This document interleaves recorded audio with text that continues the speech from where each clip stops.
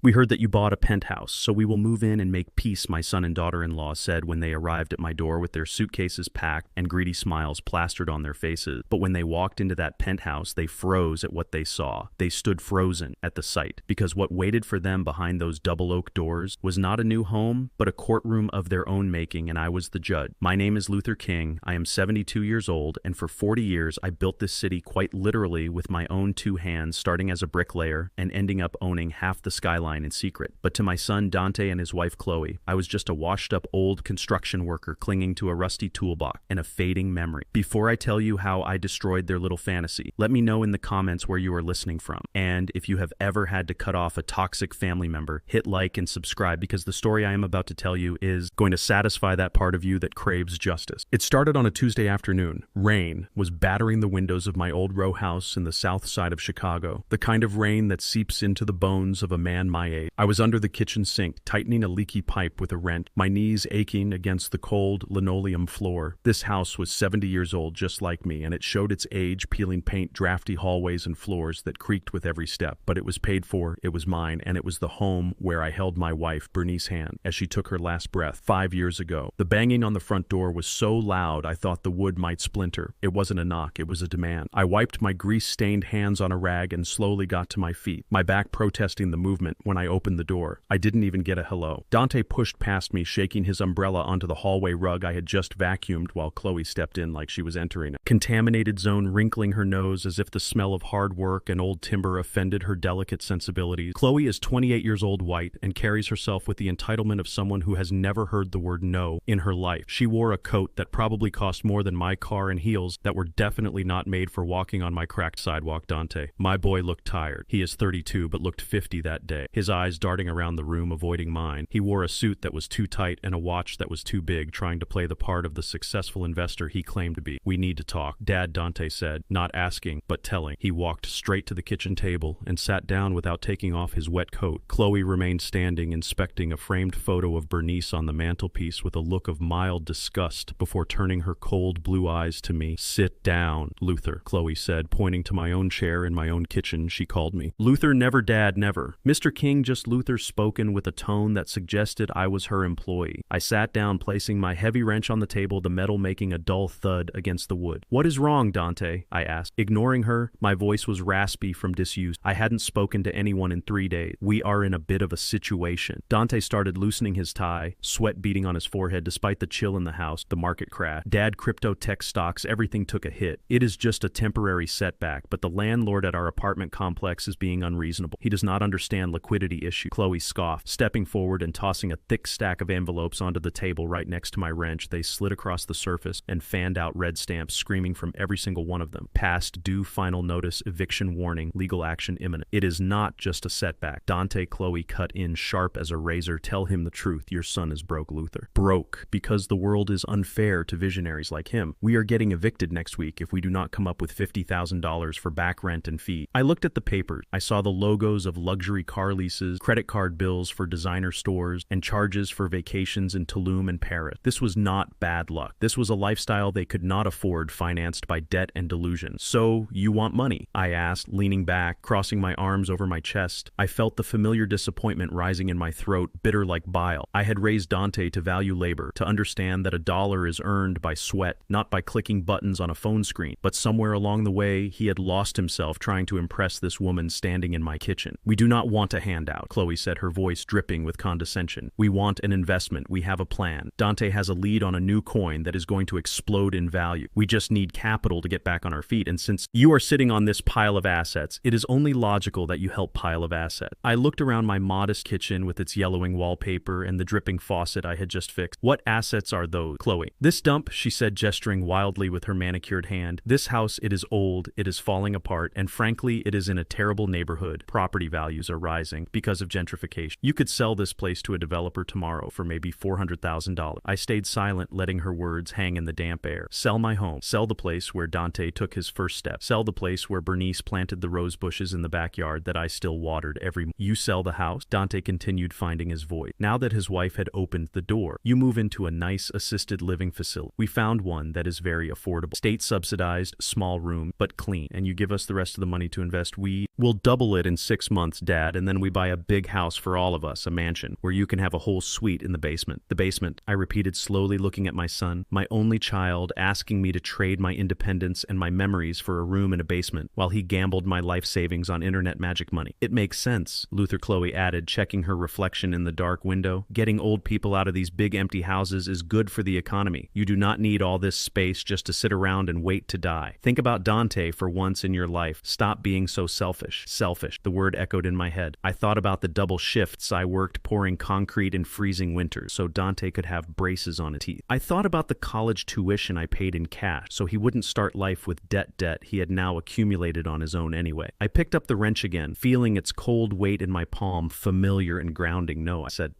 quietly. What did you say? Chloe asked, blinking as if she hadn't heard me right. I said, no, I am not selling my house. I am not going to a nursing home, and I am certainly not giving you money to throw away on gambling and Gucci bag. If you are broke, get a job. Dante, I know a foreman downtown who is hiring laborers. It is hard work, but it pays honest money. Chloe let out a laugh, a harsh barking sound. Labor Dante is an intellectual Luther. He does not carry bricks like a mule. He uses his brain, unlike some people. I stood up then, unfolding my 6'2" frame slowly. I might be 72 and my joints might click, but I am still the man who built foundations that hold up skyscrapers. I looked down at Chloe, and for the first time I saw a flash of fear in her eyes. Get out of my house, I said, my voice low and steady, like the rumble of a subway train. Take your bills and your schemes and get out. Figure it out yourselves. Dante stood up, knocking his chair over. Dad, please, you do not understand. We have nowhere to go. That sounds like a you problem, son, not a me problem. I pointed to the door. Chloe turned red, her face twisting into a mask of pure ugly rage. She grabbed her expensive bag and stepped close to me, invading my personal space, smelling of expensive perfume and rot. You are a pathetic, stingy old man, she hissed, spitting the words at me. You sit here hoarding a house you do not deserve while your son suffered. This is exactly why Bernice died, isn't it? She probably let go just to get away from your miserable, cheap existence. She died to escape you, Luther. And honestly, I do not blame her. The room went silent. The only sound was the rain hammering against the glass and the drip, drip, drip of the faucet into the metal sink. She had said her name. She had used my dead wife, the only woman I ever loved, as a weapon to hurt. I looked at Dante, waiting for him to defend his mother, waiting for him to slap his wife or shout at her or drag her out of the house. But he just looked down at his shoes, a coward to the bone, letting her poison fill my kitchen. Something inside me snapped in that moment. It wasn't a loud snap. It was the sound of a heavy steel door slamming shut and locking forever. The father in me died right there, standing on the linoleum floor. Bernice love. I looked at Chloe, and I didn't see a daughter-in-law anymore. I didn't see family. I saw an enemy. And in my world, on the construction sites of Chicago, you do not let an enemy walk away with a win. I forced my face to relax. I unclouded my brow. I let my shoulders slump, making myself look smaller, older, weaker. I let the wrench slide from my hand onto the table. You are right, I whispered, my voice trembling just enough to sell it. I am just a tired old man. I miss her so much. Maybe I am not thinking clearly. Chloe blinked, surprised by my sudden surrender. She straightened her coat, smoothing out the wrinkle, a triumphant smirk curling her lip. Now you are making sense, Luth, she said, her voice dropping the venom, instantly replacing it with fake sweetness. We just want what is best for everyone. Go home, I said, staring at the table. Let me think about it. I need to look at the numbers. Maybe you are right. Maybe it is time to sell. We will come back on Friday, Chloe said, patting my arm with a touch that felt like ice. Get the deed ready, Luther. We will handle the rest. They walked out into the rain, leaving the red, overdue bills scattered on my table like confetti. Dante looked back once, but he didn't say sorry. He didn't say goodbye. He just followed his wife out the door and into the storm. I stood there for a long time, listening to their car drive away, listening to the silence of the house they wanted to destroy. Chloe thought she had won. She thought she had broken me with her cruelty, but she had made a fatal mistake. She judged me by my calloused hands and my old house. She didn't know about the Skyline Holdings portfolio. She didn't know that the foreman I mentioned was my employee. She didn't know that I didn't just lay bricks. I owned the company that bought the bricks. And she certainly didn't know that the penthouse she had been drooling over in the magazines, the one in the Millennium Tower that had just hit the market, was not just a dream for me. It was a line item on a spreadsheet I could clear with a single phone call. I reached into my pocket and pulled out my old flip phone. I dialed a number I hadn't called in months. Reggie, I said when the voice answered on the second ring. It is Luther. Wake the team up. I need to buy a building, and I need to evict some tenant. But first, I need you to find out exactly which penthouse my daughter-in-law has been dreaming about, because I am going to buy it and turn it into her worst night. I looked at the photo of Bernice on the mantelpiece. No one insults my wife, gets away with it. No one. This is the story of how I taught my son and his wife the difference between being rich and being wealthy, why they froze when they walked into my penthouse thinking they had won the lottery, only to find out they had just signed their own sentence, if you want to know how I set the trapstick around, because the game was just beginning. Duoide la fan tu qua kichbang. Duok viet bang tiang an. Toi u hoacho viek dak voice AI. Troiche, jiao kam shu kong chua ki tu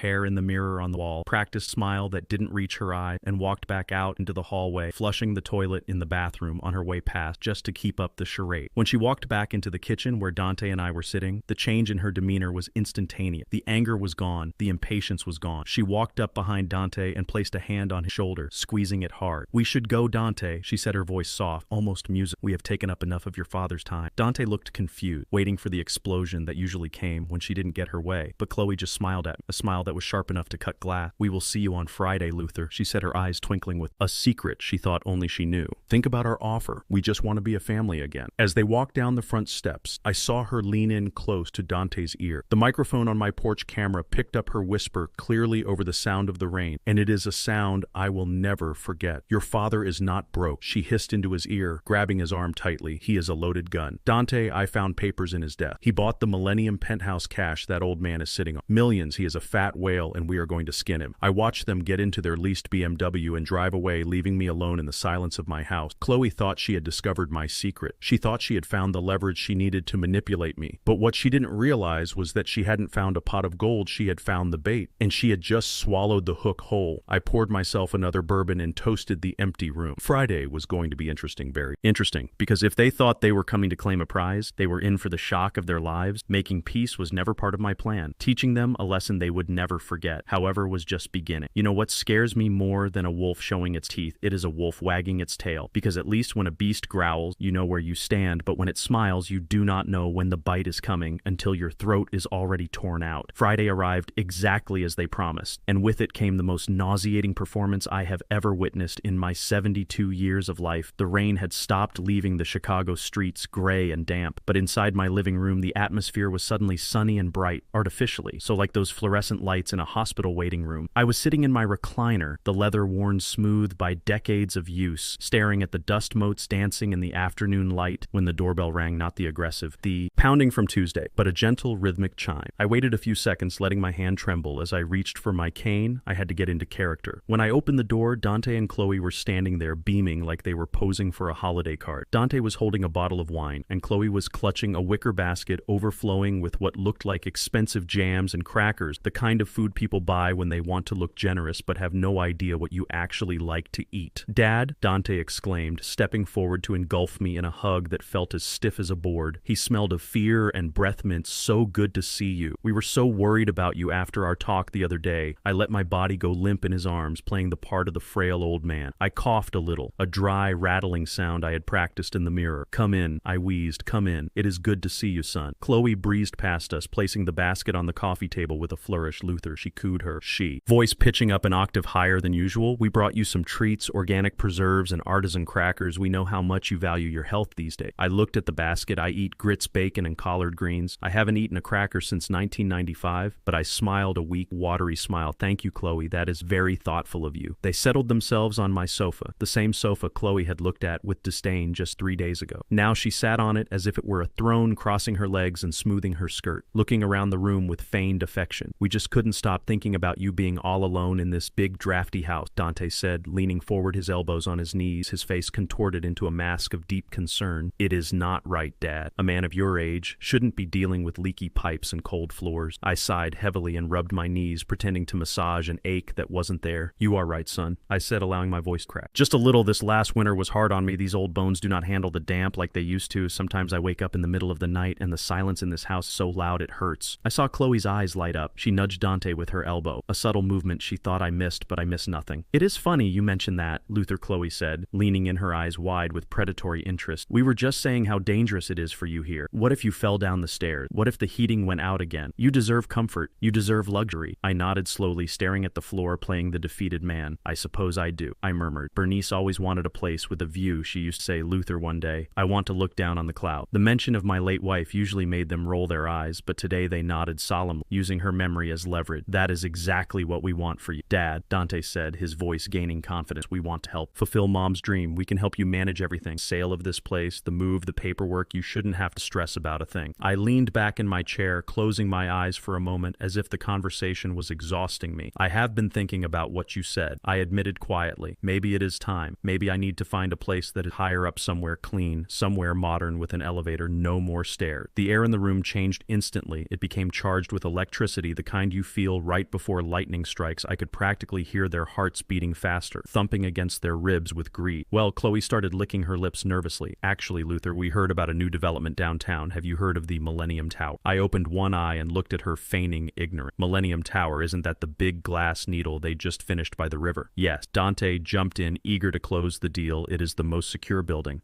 In the city, top of the line, security, concierge service, everything, and rumor has it there are some units available right now, specifically the Penthouse. I stayed silent, letting them sweat for a moment. I picked up the glass of water on the side table, my hand shaking just enough to make the ice cubes clink against the glass. I took a slow sip, watching them over the rim. A penthouse, I said thoughtfully. That sounds expensive for an old bricklayer like me. Oh, but Dad, you have worked hard your whole life, Dante insisted. And with the market, the way it is selling, this place would cover a good down payment, and he faltered, looking at Chloe for support. We could pool our resources. Chloe finished smooth as silk. We know you have savings, Luther, and we have our investments coming through soon. If we move in together, we can take care of you. We can cook for you, clean for you. Make sure you never have to be alone again. Imagine it waking up every morning to a view of the entire city with your family right there to bring you coffee. It was a beautiful picture. She painted a masterpiece of lies. She didn't want to bring me coffee. She wanted to bring me cyanide, but I nodded as if I was considering it deeply. I do like the sound of that. I said softly, a view of the city, peace and quiet family. Exactly. Chloe said, her smile now so wide it looked painful. So what do you say? Should we look into it for you? I set the water glass down with a deliberate clatter. I looked from Dante to Chloe and then back to Dante, letting my gaze linger on my son's face, searching for any trace of the boy I used to carry on my shoulders, but all I saw was a stranger blinded by the reflection of gold. You know, I said, leaning forward conspiringly, I actually have been looking into it myself. Chloe froze, her smile faltering for a millisecond before she recovered. You have? Yes, I continued. I made a few calls. There is a unit available, Penthouse 501. The number hung in the air, clearly familiar to her from the letter she had snooped through. She tried to look surprised. Oh, really? That sounds perfect. It does, I agreed, but here is the thing. I paused, rubbing my chin, looking troubled. Getting a place like that, it is a big responsibility. Lots of keys, lots of code, lots of legal documents. My mind isn't what it used to be. I forget things. I misplace papers. Chloe was practically vibrating. Now we can handle that. Luther, she said quickly, almost too quickly. We can hold the keys for you. We can manage the documents. You won't have to worry about a single detail. Just sign the papers and we will do the rest. I looked at her, deeply putting all the weariness of the world into my eyes. I need someone I can trust. I whispered, someone who won't take advantage of a confused old man. Can I trust you, Dante? Can I trust you? Chloe. Dante swallowed hard, nodding vigorously. Of course, Dad. We are family. We love you. And Chloe reached out, taking my calloused hand in her soft manicured one, giving it a squeeze that made my skin crawl. Luther, you can trust us with your life. We only want to see you happy. I looked at their hands holding mine, the hands that wanted to sign my death warrant and take my legacy. I let a single tear slide down my cheek, a tear of pure acting. Brilliant. All right, then, I said, my voice trembling effectively. All right, let's do it. Let's get the penthouse. The relief in the room was explosive. Dante let out a breath he had been holding for 10 minutes, and Chloe squeezed my hand so hard her knuckles turned white. You won't regret this, Dad, Dante said, grinning. No, son, I thought to myself, pulling my hand back slowly. I won't regret this, but you certainly will. I will make the arrangements on Monday. I told them, you two get your things ready, pack everything. If we are going to do this, we do it fast. I want to be in there by next Friday. Next Friday. Chloe gasped, delighted by the speed. Absolutely. We will be ready. We will sell our furniture. We will get rid of everything. We don't need a fresh start. Yes, I said, closing my eyes again. A fresh start. That is exactly what it will be. They stayed for another hour, chatting excitedly about decoration ideas and how they would set up my room. Chloe even offered to cook dinner, but I told them I was tired and needed to rest. When they finally left, they were practically floating down the walkway, high on the victory they thought they had secured. I watched them drive off through the window, the smile dropping from my face. Instantly, I stood up straight, tossing the cane onto the sofa. I walked to the kitchen and dumped the expensive artisan crackers into the trash can. Then I picked up my phone and dialed Reggie. It is a go, I said, my voice strong and clear. They took the bait, get the paperwork ready for the transfer of the building ownership, and Reggie, make sure the security team at the tower knows their face. I want them to have the red carpet treatment right up until the moment I pull the rug out from under them. I looked around my old silent house one last time. I was going to miss this place, but the lesson I was about to teach was worth every brick. Friday was coming, and justice was coming with it. You might think that after I agreed to move into the penthouse, Chloe and Dante would be satisfied. You might think they would spend the week packing their boxes and dreaming of their new life, but greed is a beast that is never full. It always wants just one more bite. And for Chloe, getting the keys to the penthouse wasn't enough. She wanted the deed. She wanted the bank account, and most of all, she wanted total control over. The paranoia started creeping in. On Tuesday, just 2 days after our little agreement, I was listening to the audio feed from my living room while sitting in my home office reviewing the blueprints for a new hospital wing I am building in the West Loop. Dante and Chloe had come over to help me sort through my papers, or so they claimed. In reality, they were hunting for financial documents again. I heard them whispering in the hallway, their voice low and urgent. He could change change his mind, Dante, Chloe hissed, her voice vibrating with anxiety. What if he wakes up tomorrow and decides to donate everything to some stupid charity? What if he meets some nurse at the grocery store and rewrites his will? Old men are volatile. Dante, we cannot risk losing this. We won't lose it. Chloe, Dante replied, sounding tired. He promised us promises are win. Chloe snapped. I looked up. Conservatorship laws last night. If we can prove he is mentally unfit, if we can prove he is becoming senile, we can petition the court for emergency guardianship. That way we control his assets, not him. We sign the checks, we make the decisions. I felt a chill run down my spine that had nothing to do with the drafty house guardianship she was talking about, stripping away my rights, my freedom. She wanted to turn me into a prisoner in my own life, declaring me incompetent just so she could buy more handbag. But he seems fine, Dante argued, weak as always. He is 72, Chloe countered. He forgets things. He is slow. All we need is evidence. Dante, just a little video proof that he is losing his grip, getting confused, drifting off in the middle of a conversation, and I have a plan to help him get there. I leaned closer to the speaker, my heart hammering against my ribs. A plan to help me get there. What kind of darkness lived inside this woman? The next day, they arrived with lunch leftovers from a bistro and a thermos of herbal tea. Chloe was practically glowing with helpfulness, bustling around my kitchen like she owned it. Luther, you look so tired, cooed, guiding. To the armchair, sit down, rest your legs. I made you a special blend of chamomile and valerian root. It is wonderful for relaxation and memory support. I sat down watching her pour the steaming liquid into my favorite mug. The one with the chip on the rim that Bernice used to drink from her back was to me, but I saw the slight movement of her elbow, the quick shake of her hand as she tapped something into the cup before stirring it vigorously. Here you go, she said, placing the mug in my hands with a smile that didn't reach her shark-like eyes. Drink it while it is hot. It will do you a world of good. I lifted the cup and the smell hit me. Underneath the floral scent of chamomile was a chemical, acrid odor, faint but distinct to a man who had worked around solvents and chemicals whole life. It wasn't poison exactly, but it was a sedative. Something strong, maybe crushed sleeping pills or muscle relaxants, enough to make an old man slur his words and nod off in his chair. Dante was sitting across from me, holding his phone up, casually pretending to check emails, but I saw the camera lens pointed directly at my face, the red recording light blinking silently. Drink up, Dad, Dante urged, his voice tight. I looked at my son, the boy I had taught to ride a bike, the boy I had carried to bed when he fell asleep on the couch. Now he was sitting there, waiting for his wife to drug his father so they could steal my life. I felt a wave of sadness so profound I thought I might drown in it. But then I looked at the plant standing on the side table next to me. It was a spider plant, hardy and resilient, that Bernice had potted 10 years ago. She loved this plant. She used to talk to it while she dusted. I need a napkin, I said suddenly, my voice loud in the quiet room. I think I spilled some soup on my shirt. Chloe jumped, eager to keep me happy. Oh, I will get it, Luther. Stay right there. Drink your tea. She turned to run to the kitchen, and Dante looked down at his phone for a split second to adjust the angle. That was all I needed. In one smooth motion, I tipped the mug, pouring the hot liquid directly into the soil of the spider plant. The dark tea disappeared instantly into the dry dirt. I brought the empty mug back to my lips just as Chloe turned around, wiping my mouth with the back of my hand. Ah, that hit the spot, I said, feigning a sigh of satisfaction. Did you finish it already? Chloe asked, looking at the empty mug with delight. Every drop, I lied, leaning my head back against the cushion. Now, if you do not mind, I am feeling a little drowsy. It worked perfectly for the next 20 minutes. I gave them the performance of a lifetime. I let my eyelids droop. I slurred my speech, muttering nonsense about people who had died years ago. I called Chloe by my mother's name. I even let a little drool escape the corner of my mouth, and they filmed every second. Look at him, Chloe whispered to the camera, her voice dripping fake concern. He does not even know where it is getting worse every. We are so worried about his safety. Dante zoomed in on my face, his hand shaking slightly. I hoped the guilt was eating him alive, but he didn't stop filming. When they finally left, satisfied that they had the evidence they needed to lock me away, I stood up and walked to the window, watching them high-five each other in the driveway. But the real horror came 2 days later. I walked into the living room on Friday morning and looked at the spider plant. The leaves, which had been vibrant green and perky, were now brown and shriveled. The entire plant had collapsed onto itself, the stems turning into mush. Whatever she had put in that tea was toxic enough to kill a hardy plant. In 48 hours, I touched a dead leaf, and it crumbled to dust between my fingers. If I had drunk that, if I had ingested that chemical cocktail every day, as she planned my kidneys, my liver, my heart, they wouldn't have stood a chance. She wasn't just trying to make me sleep. She was trying to hasten my exit. I stared at the dead plant for a long time, letting the reality sink in. This was no longer a game about money. This was a war for survival. They were willing to hurt me physically to get what they wanted. The line had been crossed, and there was no going back. I walked to my desk and picked up the phone. My hand was steady now. The sadness was gone, replaced by a cold, hard resolve that felt like steel. Reggie, I said when he answered, it's time for Plan B. Reggie paused on the other end. Plan B, you mean the acquisition? Yes, I said, looking at the withered remains of Bernice plant by the building. Which building? Luther, the tower? No, I said, my voice dropping an octave. By the building they live in now, the one where they are renting, the one where they claim the landlord is evicting them. I want to own the roof over their heads. I want to own the floor under their feet, buy the debt, buy the mortgage, buy the whole damn structure off or double the market value if you have to just get it done today. But Luther Reggie, asked his lawyer brain, trying to catch up, why buy a rundown apartment complex on the north side? Because I said, watching a single brown leaf fall to the carpet, I want to be the one who decides whether they have a home to go back to. When I kick them out of the penthouse, I want them to realize that there is nowhere to run, nowhere to hide, that I am the sky above them and the earth beneath them. Do it, Reggie. I hung up the phone and waited. 4 hours later, my phone buzzed with a text message from Reggie. It was a photo of a signed deed and a short message done. You are now the legal owner of the Parkview apartment. The management company reports to you effective immediately. I smiled a humorless, wolfish smile. Let them have their video. Let them think I am a senile old fool drooling in my chair. They were playing checkers while I was playing three-dimensional chess. They were plotting to take away my freedom, but I had just bought their entire world. I walked over to the dead spider plant and gently picked up the pot. I will get you a new one, Bernice, I whispered to the empty room, and I promise you the soil will be clean. Dante and Chloe thought they were driving the car, but they didn't realize I had already cut the brakes and built a wall at the end of the road. The crash was coming, and it was going to be spectacular. They wanted a landlord who understood their situation well. They just got one, but I don't think I am going to be very understanding about attempted poison. The trap was set, the bait was taken, and now the cage door was about to slam shut. Next week, we move into the penthouse, and the lesson begins in earnest. They say you can put lipstick on a pig, but it remains a pig, and you can put a cheap suit on a con artist, but he remains a thief. On Thursday evening, Dante and Chloe came to pick me up in a sleek black limousine that I knew they could not afford. They were taking me to L'Orangerie, the most expensive French restaurant in Chicago, a place where a bowl of soup costs more than my first car. I stepped out of my house wearing my best Sunday suit. It is 20 years old, a little shiny at the elbows, and the style is outdated, but it is clean and pressed. Bernice bought it for me for our 30th anniversary, and I wear it with pride. Chloe, however, looked at me as if I was wearing a garbage bag. She was dressed in a shimmering silver gown that plunged too low and cost too much, and Dante was wearing a tuxedo that looked rented. You look quaint, Luther, Chloe said, patting my arm with a condescending smile. Very rustic. The staff will love it. I climbed into the back of the limo, suppressing the urge to tell her that I owned the building the restaurant was housed in. Instead, I just smiled that vacant, confused smile I had perfected over the last few days. We are celebrating, Dad, Dante said, pouring champagne from the limo's bar, celebrating our new future together at the penthouse. I took the glass, but didn't drink. I just watched the city lights blur past window, thinking about how many buildings out there I had poured concrete for, how many foundations I had laid, while my son was busy trying to find shortcuts to the top. When we arrived at the restaurant, the maitre d' looked down his nose at my old suit until he saw Dante and Chloe. Then his expression changed, not to respect, but to a sort of weary recognition, the kind a bartender gives to a drunk who hasn't paid his tab in a month. Right this way, Mr. King, the maitre d' said, leading us to a table in the center of the room. The restaurant was a palace of crystal and gold chandeliers the size of small cars hung from the ceiling, and the air smelled of truffles and old money. I felt out of place, not because I couldn't afford to be there, but because I knew the value of $1 and nothing on the plates was worth the price. We had just sat down when a shrill voice cut through the hum of conversation. Chloe, darling, is that you? Chloe stiffened her spine, snapping straight as a rock. I saw a panic flash in her eyes as two women approached our table. They were dripping in diamonds and holding martini glasses, looking like vultures circling a carcass. Oh, hello, Muffy, Chloe said, standing up too quickly, her voice high and tight. I didn't know you would be here. Muffy looked me up and down, her eyes lingering on my frayed cuff and my calloused hands. She wrinkled her nose slightly as if she smelled manure. And who is this? She asked, gesturing to me with her olive skewer. Is this a charity case you are sponsoring? I waited for Dante to speak up. I waited for my son to say, this is my father. He is a master builder. He is the reason I am alive. But Dante just took a large gulp of his wine and looked away. Chloe laughed, a nervous tinkling sound that made my skin crawl. Oh no, Muffy, don't be silly. This is Luther. He is. She paused, and for a second I thought she might tell the truth, but then she looked at her friend's diamonds and made her choice. He is an old family retainer. He used to do some gardening and handyman work for us back in the day. We are just treating him to a nice meal for old time's sake. The silence that followed was louder than a jackhammer inside my chest. My own daughter-in-law had just introduced me as the help, the handyman. The gardener and my son, the boy I raised to be a man, said absolutely nothing. How quaint, Muffy said, losing interest instantly. Well, ta-ta, darling, we must do lunch. I sat there, my hands gripping the tablecloth under the table so hard my knuckles turned white. I wanted to flip the table. I wanted to scream. I wanted to buy this entire restaurant right now and fire everyone, but I didn't. I forced myself to take a deep breath and remember the plan. The gardener, I repeated, slowly looking at Chloe. She waved her hand dismissively. Oh, Luther, do not be sensitive. It is just easier to explain that way. You know how these people are. They wouldn't understand your background. I understand perfectly. I said, my voice flat. Now let's order, Dante interrupted, eager to move on. Bring us the 1995 Chateau Margaux and the tasting menu for everyone. The dinner was a blur of tiny portions of food I couldn't identify and a constant stream of wine that Dante and Chloe gulped down like water they kept trying to refill my glass, but I kept covering it with my hand. Come on, Dad, loosen up, Dante said, his words starting to slur just a little. We have big things to celebrate. And then came the paperwork. Just as the dessert arrived, a waiter cleared the table. Dante pulled a thick folder from his jacket pocket. He placed it on the pristine white tablecloth next to my untouched creme brulee. Since we are moving so fast, Dad, we thought it would be best to get the boring stuff out of the way, Dante said, uncapping a gold fountain. This is just the standard power of attorney and the transfer authorization for the Penthouse management. Nothing to worry about, just technicalities so we can pick up the keys for you. Chloe leaned in, her eyes glittering in the candlelight sign at Luther, and you won't have to worry about a bill ever again. We will handle everything. I looked at the papers. The legal jargon was dense, but I knew exactly what it said. It was a total surrender of my assets, giving them full control over my finances and my medical decisions. I patted my pocket, searching for something I knew wasn't there. Oh, blast it, I muttered, playing the senile old fool again. I seem to have left my reading glasses at home. I cannot sign what I cannot read. Son, you know, Bernice always told me never to sign a paper without my glass. Chloe's jaw tightened. Damn it, Luther, just sign on the line. You trust us, don't you? I squinted at the paper, bringing it up to my nose, shaking my head. No, I really can't see the letters or dance. I will sign it first thing in the morning when we get back to the house. I promise. Dante slammed his hand on the table, attracting stares. From nearby diners, fine, whatever morning, but you promised, Dad. I promise, I lied, looking him dead in the eye. Then the waiter appeared with a small leather folder on a silver tray. The bill. Dante snatched it up with the arrogance of a king. He didn't even look at the total. He just slid a sleek black credit card inside and handed it back. Keep the change, my good man. I watched the waiter walk to the terminal in the corner of the room. I watched him swipe the card. I saw him frown, swipe it again, and then wipe the strip on his apron before swiping it a third time. My heart started to beat a little faster. This was the moment. The waiter walked back to our table, his face devoid of the polite smile he had worn all evening. He leaned down, whispering loudly enough for the next table to hear. I am sorry, sir. The card was declined. Dante laughed a loud, nervous bark. That is impossible. Try it again. It is a platinum card. I have tried it 3 times. Sir, the bank says, do not honor. Chloe turned pale. Grabbing her purse, try mine, she hissed, handing over her card. The waiter took it and returned 30 seconds later, shaking his head, declined also. Ma'am, insufficient funds. The atmosphere at the table shifted instantly. The other diners were watching now, whispering behind their hands. Muffy and her friend were staring openly, smirking. This is ridiculous, Dante sputtered, standing up, knocking his chair over, calling attention to himself. Do you know who we are? We are moving into the Millennium Tower penthouses. I do not care if you are moving into the White House, the waiter said, his voice icy. The bill is $840.50. Someone needs to pay it now, or I am calling the police. Dante and Chloe looked at each other in panic. They had spent every dime they had on the deposit for the movers, and the down payment on the furniture. They were tapped out. Then slowly, both of them turned their heads to look at me. Dad, Dante said, his voice trembling, sweat beading on his upper lip. Dad, do you have your wallet on you? Can you cover this? We will pay you back tomorrow as soon as the transfers go through. Chloe forced a smile, her eyes pleading. Luther, please, just this once. Don't embarrass. I looked at the waiter who was tapping his foot impatiently. I looked at the manager who was now walking towards us with a security guard flanking him. I looked at Muffy, who was laughing into her napkin. And then I looked at my son and his wife, the people who had just called me a gardener, the people who were trying to drug me and steal my fortune. I patted my jacket pockets again, slowly, methodically. I checked the left pocket. Nothing. I checked the right pocket. Nothing. I checked the inside breast pocket, where my wallet actually was resting heavy and full of cash and black cards of my own. I looked up at them with wide, innocent eyes. I am so sorry, I said, my projecting clearly across the silent restaurant. I must have left my wallet in my other pants. I don't have a dime on me. The blood drained from Dante's face so completely he looked like a ghost. The manager arrived at the table. Excuse me, is there a problem here? These people are trying to steal a meal, the waiter said, pointing an accusing finger. We are not stealing, Chloe shrieked, standing up. We are wealthy people. This is just a misunderstanding. Sir, the manager said to Dante, I know you. Your name is Dante King, and your card has been flagged in our system for 3 months. You are not welcome. You need to leave, a security guard said, stepping forward, his hand resting on his belt. But the bill, Dante stammered. Get out, the manager shouted, pointing to the door, before I call the cops and have you arrested for theft of service. Get out and take your gardener with you. The walk to the door was the longest walk of their lives. I walked behind them, head held high, watching them shrink under the gaze of the entire room. Muffy didn't even look at Chloe past. She just turned her back, cutting her off. Socially, with a single gesture, we were shoved out onto the street. The heavy door slamming behind us, the cool night air felt good on my face, cleansing the stench of their desperation. We got into the limo in silence, but the moment the door closed, the explosion happened. Chloe screamed a sound of pure primal rage. She started hitting the leather seats with her fists, tearing at her silver dress. You useless old fool, she shrieked, turning on me. Her face twisted into something demonic. You forgot your wallet. How could you forget your wallet? You embarrassed me in front of everyone. Muffy will tell everyone I am finished in this town. I shrank back into the corner, protecting my face. It was an accident, I stammered. Accident, my foot, she yelled, spitting as she spoke. Listen to me, old man. You are going to sign those papers the second we walk in the door tonight, do you hear me? And once we have that penthouse, I swear to God, I am not putting you in a nice facility." She leaned in close, her eyes burning. "With hate, I am going to find the cheapest, rattiest nursing home in the state, the kind where the nurses steal your teeth and the food tastes like sawdust, and I am going to dump you there and forget you ever exist. You are going to rot, Luther. You are going to rot for what you did tonight." Dante sat there, head in his hands, saying nothing, letting her threaten his father, letting her seal their fate. I didn't answer her. I just looked out the front windshield at the small device mounted on the dashboard, the driver's dash cam. The little red light was blinking steady and true, recording every word, every threat, every promise of abuse. The driver caught my eye in the rear view mirror. He was one of my guys, a silent employee of Skyline Holding. He gave me a barely perceptible nod. Let them scream, let them threaten, let them dig their own graves with their tongue. I closed my eyes and leaned back against the seat, listening to Chloe's rant fading into background noise. Tomorrow we would go to the penthouse and tomorrow the judge would bang the gavel. But tonight I had the evidence and the verdict was already guilty. Drive fast, I thought to myself, drive fast because you are racing toward a cliff and you don't even see the edge. Monday morning arrived with the precision of a guillotine blade dropping, and I was the one holding the rope from the comfort of my kitchen table. I watched the live feed from the security cameras I had installed in the hallway of the Parkview apartment, the building I had bought just 72 hours ago. I sipped my black coffee and waited for the show to begin at exactly 9 o'clock. A process server dressed in a cheap windbreaker walked up to apartment 4B and taped a bright orange envelope to the door. He knocked once hard enough to rattle the frame and then walked away whistling. Inside that envelope was a notice from the new management company, a company that existed solely on paper and answered directly to me. The terms were simple and brutal: due to immediate renovations required for the structural integrity of the building. The rent was being raised by 150% effective immediately, or the tenants had to vacate the premises within 7 days. I watched Dante open the door a few minutes later. Rubbing sleep from his eyes, he was wearing silk pajamas that cost more than my monthly grocery bill. He saw the orange envelope and frowned, tearing it off the wood with an annoyed jerk. When he opened it and read the first line, his face went from annoyed to terrified in the span of a heart. "Chloe," he screamed, his voice cracking like a teenager. "Chloe, get out here, now." I leaned closer to my tablet screen, watching as Chloe stomped into the hallway, wrapping a robe around herself. She snatched the paper from his hand, scanning it frantically. "This is illegal," she shrieked, her face turning a blotchy red. "They cannot do that. We have a lease." "Read the fine print," Dante said, slumping against the door frame, looking like he was about to vomit. I read it. The lease says they can terminate for safety renovations with a 1-week notice or raise the rent if we want to stay during construction. "Chloe, they want $5,000 a month and they want the first 2 months by Friday." $5,000, she whispered, the paper trembling in her hand. "We do not have $5,000, Dante. We do not even have 500. I took a slow, satisfying sip of my coffee, watching them spiral. They were trapped like rats in a maze, and I had just blocked the only exit. "What are we going to do?" Dante asked, sliding down the wall to sit on the floor, head in his hand. "They are going to kick us out. We will be on the street." Chloe stared at the orange paper for a long moment, her eyes darting back and forth as her brain worked furiously, looking for an angle, looking for a victim to save her. "We are not going to be on the street," she said slowly, a dangerous calm settling over her features. "We have an option, Dante. We have a solution." "What solution?" he asked, looking up. "Your father," she said, crumpling the eviction notice in her fist. "The penthouse, but we haven't signed the papers yet," Dante argued. "He hasn't bought it yet." "Then we make him buy it today," Chloe snapped, pulling him up by his pajama collar. "Listen to me, Dante. We are desperate, and desperate people do whatever it takes. We are going to go over there, and we are going to give the performance of our lives. We are going to cry. We are going to beg, and we are going to make that old man feel so guilty that he will hand us the key before the sun goes down." I turned off the tablet and stood up, stretching my back time to get into costume. I went to the bathroom and splashed water on my face, messing up my hair to look disheveled and confused. I put on a stained cardigan and practiced my trembling hand in the mirror. "Come on," then I whispered to my reflection. "Let's see how good of an actor you really are." When they arrived an hour later, they looked like refugees from a disaster. Zone Chloe had scrubbed off her makeup, leaving her face pale and drawn, and Dante was wearing old sweatpants. They didn't knock this time. They collapsed against my door. "Dad," Dante sobbed as I opened it, falling to his knees on my porch. "Dad, please help us." I blinked rapidly, acting bewildered. "What is it, son? What happened?" "It is over," Chloe cried, throwing herself at my feet, grabbing my pant leg. "It is all over. Luther, the landlord, he is a monster. He kicked us out. He threw us out on the street with nothing, just because we were a few days late on the rent." I looked down at them kneeling on my doormat, putting on a show that would shame a soap opera star. "It was pathetic, and it was perfect. Kicked you out," I repeated, my voice shaking with feigned outrage. "How can they do that to good people like you? They are evil." Dante wept, burying his face in his hand. "We have nowhere to go, Dad. We are homeless. We have to sleep in the car." "Oh, no," I said, ushering them inside, patting Dante's back with a heavy hand. "Not my son, not while I am still breathing. Come in, sit down." They stumbled into the living room, still weeping, still clinging to each other like survivors of a shipwreck. "We do not know what to do," Chloe sniffled. sniffled, looking up at me with wide, tear-filled eyes. "We just wanted to make a home for you, Luther. We wanted to take care of you, and now we cannot even take care of ourselves." I paced the room, leaning heavily on my cane, muttering to myself, letting them watch me struggle with the problem. "This is unacceptable," I declared, stopping in front of them. "Nobody treats the King family like this. Nobody. But we are broke." "Dad," Dante said, his voice thick with misery, "we cannot fight them." I looked at them, letting a long silence stretch between us, watching them hold their breath, waiting for me to say the magic word. "You are right," I said softly. "You cannot fight them, but we do not have to fight them. We can rise above them." "What do you mean?" Chloe asked, wiping her eyes, the tears stopping instantly. I reached into my pocket and pulled out a single brass key, dangling it in the light. "I made the call this morning," I said, lying smoothly. "I told the bank to transfer the fund. I told them I wanted the Millennium Penthouse immediately." Dante's eyes locked onto the key like a starving dog looks at a bone. "You did." "I did." I smiled a benevolent, senile smile. "I was going to wait until next month, but seeing you like this, seeing my family in pain, I cannot wait. We are not going to let some landlord push us around." Chloe scrambled up from the sofa, her grief vanishing as if it had never existed. "Oh, Luther," she gasped, reaching for the key. "Oh, thank God you are a savior." I pulled the key back just an inch, keeping it out of reach. "Not yet," I said softly. "Not until we are ready." "We are ready now," Dante said, standing up. "We can move today." "No," I said, shaking my head, firm in my resolve. "I need a few days to get my things packed, to say goodbye to this house and the management at the tower and to prep the unit for us, but Friday